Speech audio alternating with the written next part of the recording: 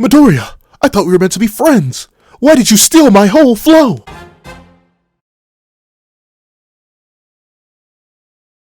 Thank you to our final patrons, Straw Bones and Black Wolf. Now, before you hop into this breakdown / review of chapter 368 of My Hero Academia, please don't forget to leave your own thoughts on the chapter in the comment section down below. Leave a like and subscribe if you haven't already. Also, make sure you hit that little notification bell so you miss out on any videos that come to the channel. Also, I do have a Patreon down below where you can support for as low as $1 a month to get things like exclusive videos, early content, and more. Such exclusive videos also include the live reaction to this very chapter.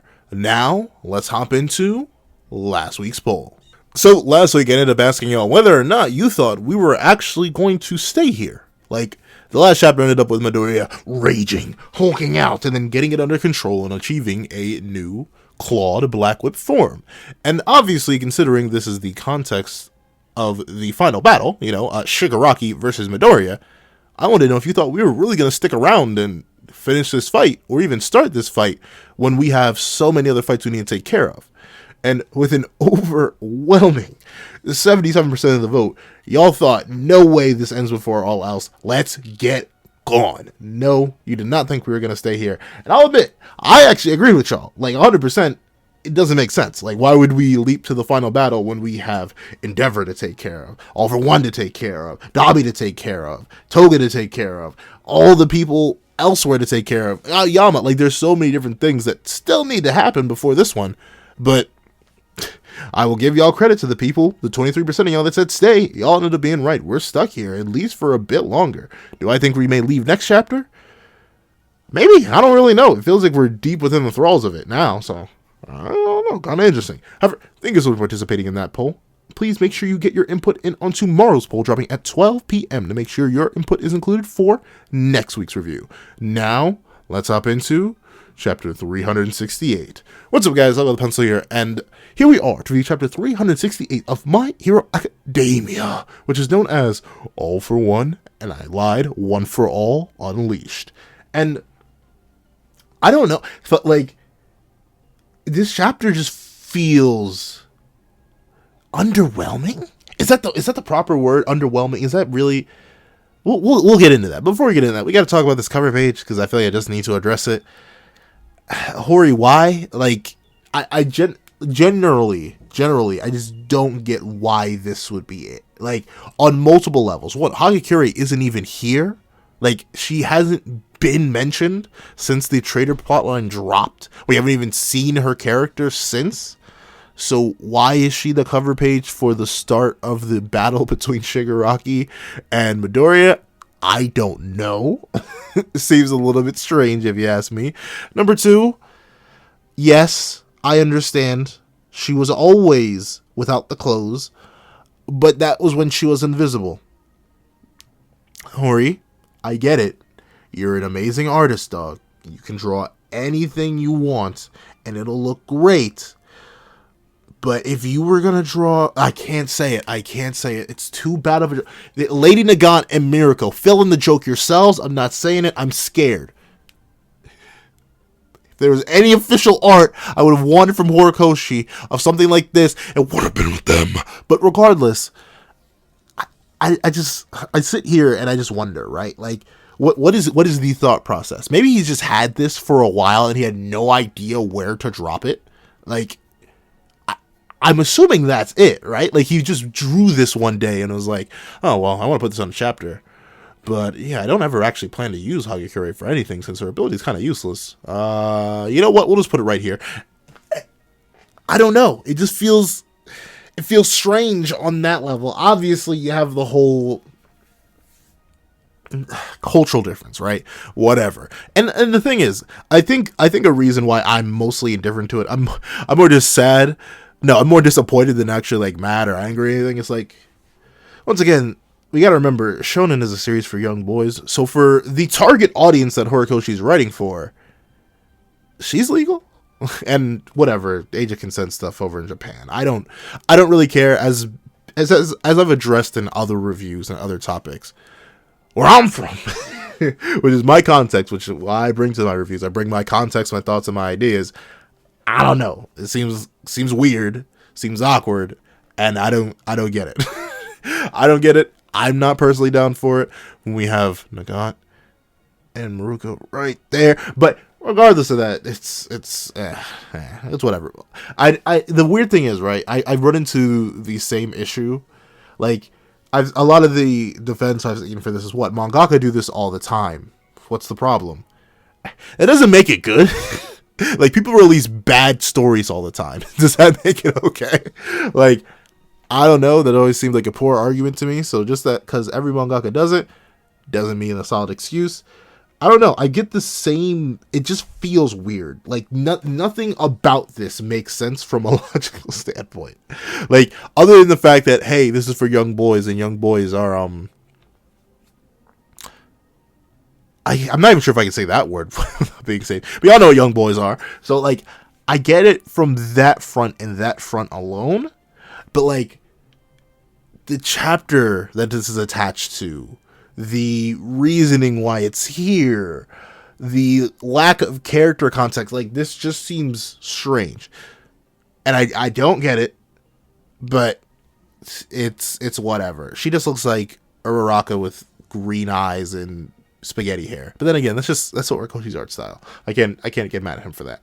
But yeah, whatever. Enough of that. I just wanted to address it because I knew if I didn't address it, people would be asking what my thoughts on it were, because it kind of took the internet by storm for a few days. So here we are. Here we be. There's my thoughts. I guess this is to celebrate the TV anime, but the thing is, unless I'm trying to think when the TV anime would end, and I think it would end at the end of the Vigilante arc. That's where I think it would end. So the traitor plotline doesn't even come up here. But for the time period that this is important about, the war arc into what I'm assuming is going to be Vigilante, Toru isn't even a major character there either. So why is she even being... I just don't get it from any point other than a fan service standpoint. And I think even from a fan service standpoint, this is weird. But enough of that. Let's hop right into the chapter itself. So we open up and we do get to see... Midoriya is asking, is Shigaraki still there? I know Midoriya doesn't sound like that, but still. And once again, right, like, I feel like Shigaraki isn't even the word to be asking here, because that's not his name. If anything, you should ask, is Shimura still there? Because if you're talking about the child isn't, like... I'm making a video talking about my issues with the whole saving Shigaraki thing. I kind of already did, sort of, in the past. That was more so from a Deku. That's gonna say whatever. Regardless, I think the whole idea of saving Shigaraki stupid, but especially Shigaraki. If we're gonna treat the kid as a separate personality, we should at least call him by his name, Tenko Shimura, not Tomura Shigaraki. And to be fair, it may be entirely possible that Midoriya doesn't know that, but on a simple level, Shigaraki is the mass slaughtering psychopath. Why are we asking if he's still there? Why aren't we asking if Tenko Shimura is still there? Even though I think it's kind of weird. Still weird. And, like, I think I'll do this. It'll be a minor tangent. But the reason I find the whole idea that Shigaraki or whatever is a split personality from Tenko for some reason is, like, Tenko always had issues. He developed into Shigaraki. He didn't just get a name change and suddenly develop a new personality. No, bro, we gotta remember, his whole backstory is that he slaughtered his entire family when he woke up his quirk because his daddy was mean to him. And to be fair, that's a drastic simplification. His father was abusive. But still, it's to that point where I don't think the child should be a separate personality. Like, that implies that there was a personality split right at the moment. And while you can argue that maybe that's implied because there was a quirk suppression, like Shigaraki's quirk got way weaker, that's still something that Tenko wanted to do. He did that way before any All For One influence. Outside the influence that simply got his father separated from Shinana, there was no All For One influence that caused Shigaraki to hate and destroy and slaughter his family. That's it. So the child isn't innocent. He's still wrathful, mean, and disintegrating. Like, he's not a cool kid. So I don't know why Midoriya is so focused on saving him. But whatever. It's still here. It's a plot point that, like, I feel like every time I stress it in the reviews, there's at least one person who's like, dude, you just gotta get over it. And I know I gotta get over it, but I'm not. I feel like I need to critique it because it just feels so nonsensical, especially from Midoriya's standpoint. Like, mass slaughterer. Just because he has another mass slaughterer in him doesn't mean we save the other mass slaughterer. Like, I don't get it. But regardless, even Midoriya looks on confused. Like, why are you asking that? You're gonna beat him, right? Like, we haven't lost anybody yet, but everyone's bleeding out on the ground. Like, you may want to beat him quickly, and you may want to beat the like button and subscribe button since they both happen to be free. And Pencil would greatly appreciate that because they help out the channel and they help out the video. Thank you. But I don't really. I can understand Mirio's confusion here on a basic level because, like, why are you asking that? You should be punching him in the mouth. But whatever. And we do get to see that. Like, Horikoshi, how do you draw? Like, he has fingers growing out of his legs. And he still has the meat arm. Like, I'm sorry. He just looks so disgusting. And I get it. It's supposed to be like a disgusting form. That's the thing. It's the amalgamation of evil. But, like, I look at it and I wonder, like, Horikoshi, what made you draw this? Like, I get it. Once again, I mentioned it before, but once as an artist you have the ability to draw hands and make hands look good, then you want to draw them forever. Because for some reason, I don't know, me, every single artist I've spoken to in real life, and some even I've met online, I'm like, oh yeah, hands are the body bag me. I can do everything else, but I can't do hands.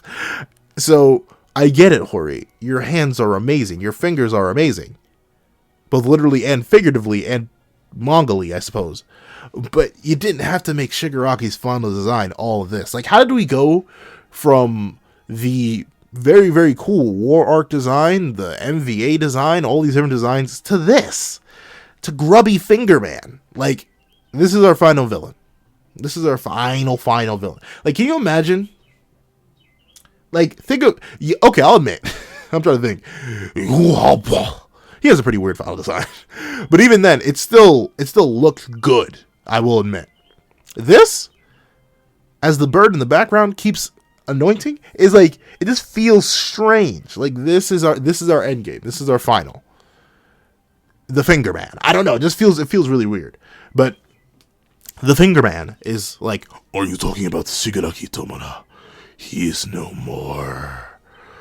The two of us have fully merged into a new being. Maybe because he's lived longer, but All for One is the one in control. And, here's the thing, right? At least in this little visual we get of, like, the supposed merger of Shigaraki and, All for One, where's the other one?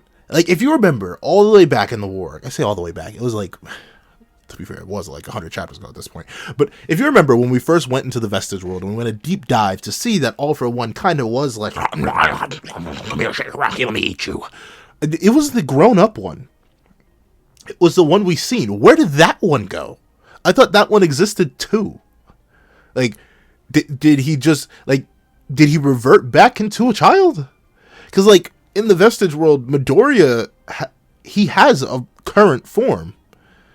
But, I don't know, we have not seen the real Shigaraki, like, the one that grew up. Like, we can't, once again, we cannot pretend that a majority of our series just didn't happen. Like, remember, for the longest time, until Hori decided to chicken out, the story of My Hero Academia was just as much Shigaraki becoming the greatest villain as it was Midoriya becoming the greatest hero.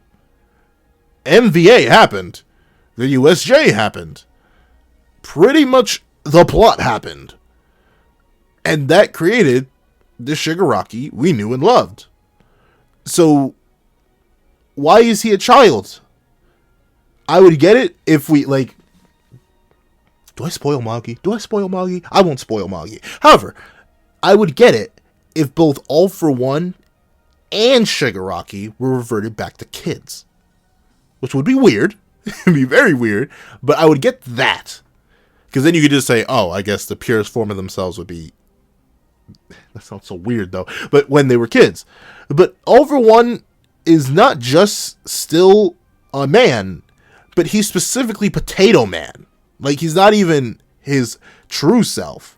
So why is Shigaraki? Shouldn't there be a third one? Like, if we're arguing that Tenko is a separate personality, which is what it seems to be, because when Tenko burst out against Mirio earlier, he was talking about Mon and his sister. Like, he was still like 5 in his head. So that implied to me, at least, that there was like a third one. Like, Tenko was just a new random extension, because a whole ton of character development and plot happened in Shigaraki's life after that point. So that's not Shigaraki breaking free, that was Tenko, if we're gonna go with the multiple personality thing. But now I don't even see Tenko anymore. It's not like, no, I don't even see Shigaraki anymore. It's not like he's even being mentioned. I only see Tenko. So what happened? Did that other one just die? Are we really pretending like all of the plot just didn't happen? Are we really just gonna say, oh yeah, MVA, the war arc, all of Shigaraki's development, none of that happened, it's always just been Tenko? And if so, that's dumb. Stupider than I even thought this situation was. But I think it is, because this is all we're getting referenced as. Because he's saying, All For One is mentioning the two of us. And when we see the two of us that All For One is picturing, it's him and the kid. And that's dumb. I'm sorry. We can't. Once again, the story was about Shigaraki and Midoriya's growth. Where's Shigaraki? Tenko is a piece of Shigaraki. He's not the whole summation. I just don't know. But regardless, we see that, quote unquote, because of his life experience, All For One is in control. And let me hit the voice real quick. I'm not sure what's going through your mind right now, but don't think you're going to get a happy ending. Now, 1, shut up, Fingerman. You look disgusting. And 2, funny thing here is, don't know where my English went. You're the one who forgets which manga you're in. You're in My Hero Academia, which didn't have the gall to slaughter a character when their heart exploded. Their whole heart detonated. He's still on the ground. I still can't get over that. It's still so sorry, Bango's revival, still so stupid. But regardless, you see that All For One is confident. So All For One is meat puppeting. Once again, which is why I don't get the other All For One statement. Like, oh yes, I just want to pass. I want to be an obstruction. I just want to pass on and obstruct the new world. Bruh, you are still here, supposedly. I still don't get what that point was. I don't know. There's the back half, not the back half. This last, I'd say third of My Hero Academia has just been so weird writing wise.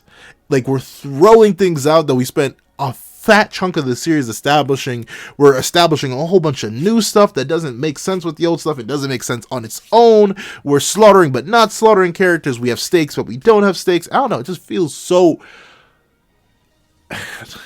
Do I say the 3-letter word? It feels bad. Like, it feels like... So Toriyama writes by the seat of his pants. Everyone knows that. Like, that, he's admitted it multiple times. Brody, he's a great mangaka. He's done a lot for anime and manga in general. But he un poco loco when it comes to writing. It feels like this is Toriyama's writing style at its worst. It really feels like Horikoshi, he's just throwing things out there. He's just doing things because. And it's sad. I don't know. It's sad to read. Like, I still love My Hero Academia. You would not see me putting out videos and reviews and discussions and responding to comments and stuff like that. Like, if I didn't care, I wouldn't talk about it. But looking at what it's become is just so depressing. But we see that Midoriya, as he stares down All For One, because this is All For One, you know, Shigaraki, he's a victim. He needs to be saved. Yay. But we see Midoriya staring, and he's sweating, because he's like, oh no, maybe I shouldn't save this mass slaughterer. But whatever, we know he's not thinking that. But we see that Mirio steps forward, and he's like, wait a minute, hold on here now. I'm trying to suppress the booty joke as much as possible. That's not what it looked like back when I spoke to him. How did I voice Mirio? No, that's not what it looked like. Back then, when I spoke harshly to him, he went crazy and threw a fit as if he were a child. I don't know, but that didn't seem fully merged to me at all. the more we pressured him, the more unstable he became. All for one, why are you letting him speak? For one. Number two, once again, it just goes back to the whole complaint. Like, how is there only a child in there? Like, are we just going to ignore Shigaraki age, like, 6 to 21 or however old he is? I guess we are. Whatever. Only the kid exists now, I guess. But the more and more we pressure them, the more. I guess this is... I don't know. This just feels so... I mean, I guess, yeah, he's not fully merged. We see it. But, it's whatever. But we do get to see that as Mirio gets this information, Midoriya realizes that, wait a minute. There's hope in my heart. I can save this mass slaughterer. I'm gonna punch him really hard right now. Oh, the like button and the subscribe button are free. So please hit them for me. Thank you. I'm so sorry. I better cut that out. If this is the final product, I don't know. I'm so sorry. But regardless of that, we do get to see that while Midoriya is staring down All for One, they're just standing here having this intense stare off for some reason, instead of, punching each other. Nana pops out and she's looking, and we get to see as Shigaraki's body keeps evolving and mutating and growing, there's this head that pops out, and we see Nana's looking, and she's like, Nani desu desu ka? And she recognizes what I assume is her son. I think it's her son. I really can't tell. I'm assuming it's the son. But we see that Nana clearly states to Izuku that, hey, he's still there. I'm assuming she's referring to Tenko here. I'm not exactly sure. Like, that honestly kind of even looks like All for One's face. I can't really tell what that face is meant to be. I guess it's supposed to be her son. But with the declaration that he's still there, Midoriya steals himself. And I will admit, this is some very interesting paneling here, right? I mean, I'm not sure if it's, like, I'm assuming that's supposed to be half paneling, half, like, onomatopoeia. Like, not onomatopoeia. I forget what you call words that are used to, like, emphasize action. Are those onomatopoeia? Like, the pows, the bangs, the punches? Like, essentially all those times where you see those words put alongside impacts. Like, Shigaraki, or I guess All for One, he leaps, and he just destroys all the ground around him. And we see something that, admittedly, is just my fault for not pointing out. I mean, I may have pointed it out, but once again, Shigaraki is as strong as Prime All Might.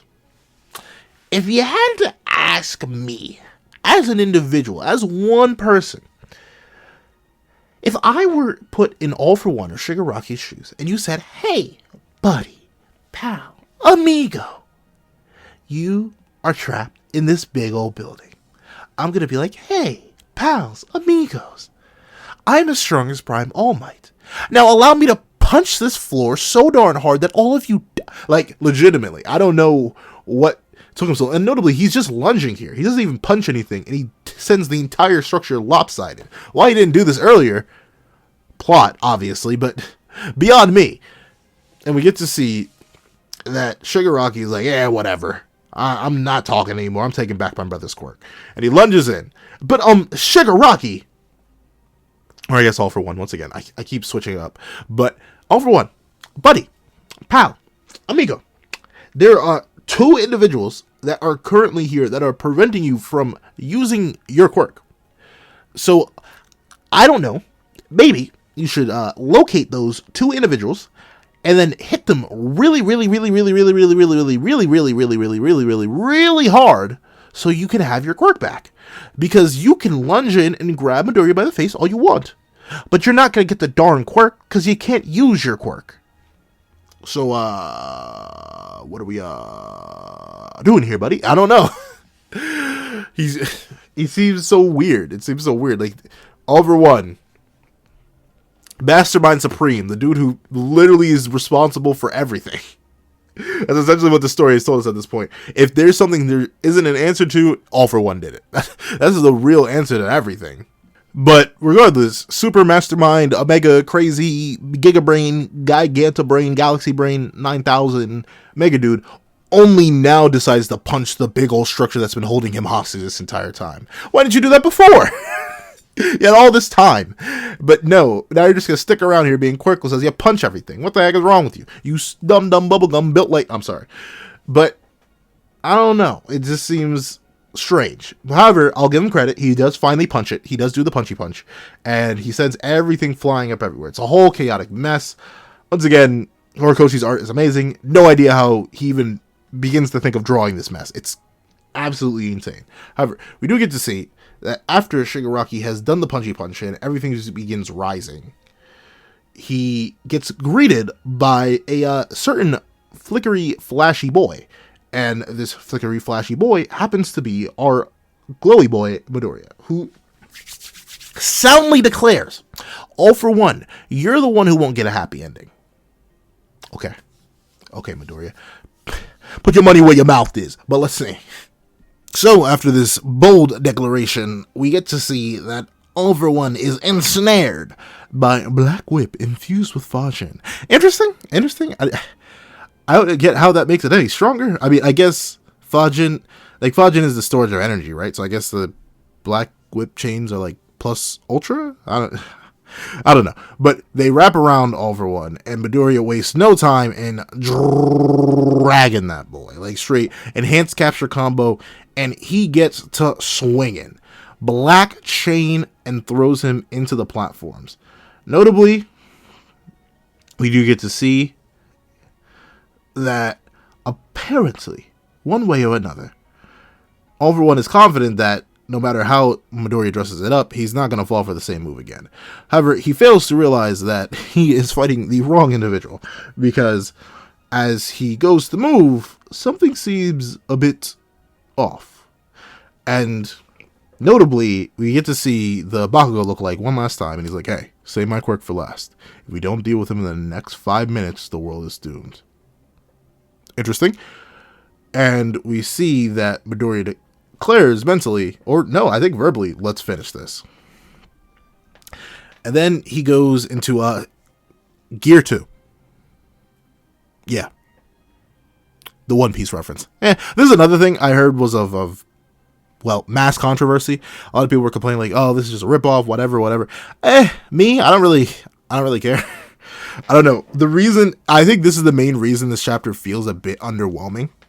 Like, at least from the way the quirk was described. If you had to ask me, just making yourself faster, or, well, not just making yourself faster, manipulating the speed of other things. I don't know.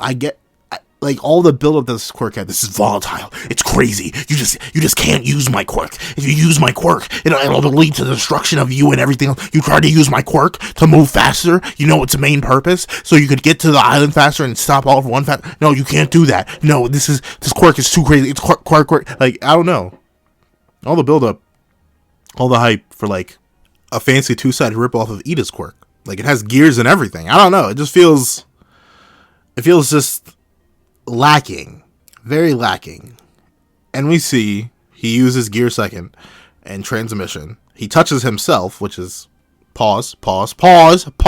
He grabs his own hand, pause, and we see that he then proceeds to, as Shigaraki / All For One is landing, he proceeds to dip and dash. Then he lands one hit on All For One's gut, second gear. Another hit, third gear.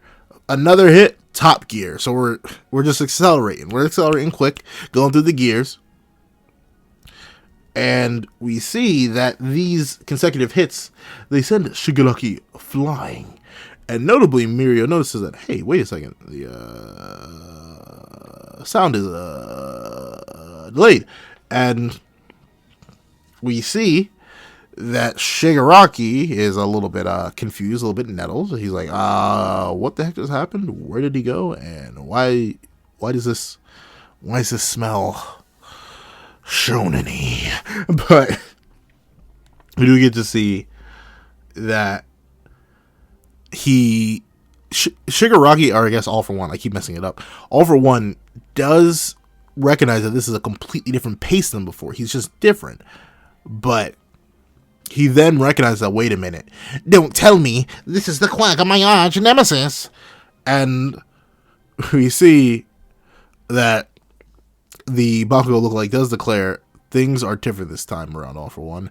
A meta ability that enables the user to shift the speed of anything he touches. Gear shift. Overdrive. So we see through the usage of this speedy boy quirk, he manages to not only punch Shigaraki up, but blitz up past him and slam him with the Detroit Smash. And we see that they're having a conversation, right? About how Midoriya takes 100%, puts it to 120%. And the two brothers converse. Brother, today is the day we finally put an end to this. And with that Detroit Smash, that is the end of the chapter. And I will not lie. The like button's free and so is the subscribe button. So I really appreciate if you hit both of those. But also, I don't know. Like, the chapter just feels it feels short. It feels underwhelming. It feels whack. I don't know. Well, to be fair, the chapter itself suffers from narrative decisions that have had to be stuck to previously. Like, the whole idea of this final interaction of saving Shigaraki, this has just been decided. I can't blame the chapter for that. I can blame it somewhat for showing us this visual representation that kind of shows that all this development of Shigaraki was a lie and fake and just didn't happen, I guess, because why not? I guess so. But I don't know. It's just, and it's like, here's the thing. Once again, I've said it once, and I shall say it forevermore. Horikoshi's art is absolute fire. It is gorgeous. It is amazing. It is top tier, and I will never be a better artist than him. I could literally put me in the hyperbolic time chamber for 1,000 years with immortality, and I still wouldn't come out a better artist than Horikoshi. However, one, I don't like Fingerman, and two, I just feel like the story itself is kind of just nonsense? Is that the word I'm looking? Is nonsense the word? I feel like nonsense is too harsh a word. It's not necessarily nonsense. That's rude. That's mean.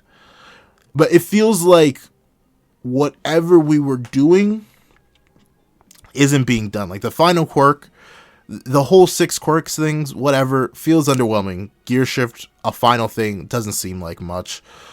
The whole Tenko thing, whatever. I don't know. This is a very whatever chapter, which is weird, right? Because it has so much stuff in it. It has the start of the real final battle between All For One and Midoriya. It has the start of the final battle between One For All and All For One. It has the whole reveal of the final quirk that's been built up to for so long, but it just feels meh. However, that's what I think. Please say what you guys think in the comment section down below. Thank you so much for watching. Please remember to like, share, comment, and subscribe. Make sure that little notification bell so you miss out on any videos that come to the channel. Also, I do a Patreon down below, important me for as low as $1 a month. It contains exclusive videos, early content, and more. Thank you so much for watching once again, and I hope you guys have a wonderful day. This is Dag with a Pencil, writing off.